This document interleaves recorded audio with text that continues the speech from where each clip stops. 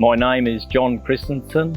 I'm often called Christo. My wife and I, between us in partnership, we run Christensen's Bus and Coach, and we've been together for 49 years doing this service.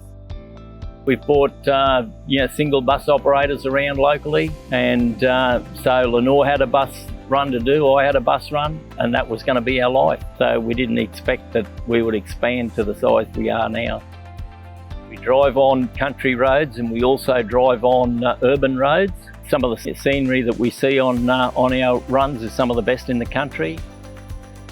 My favourite thing about being a bus driver is the enjoyment that I get from seeing how happy people are, and I go out of my way just to do little things to make them happy. I think it'd mean a lot to me if I won being a bus driver of the year, but I think it would be in recognition of all drivers that drive buses. For being nominated as a bus driver of the year, I feel humble, excited, and I'd just like to thank those people very much.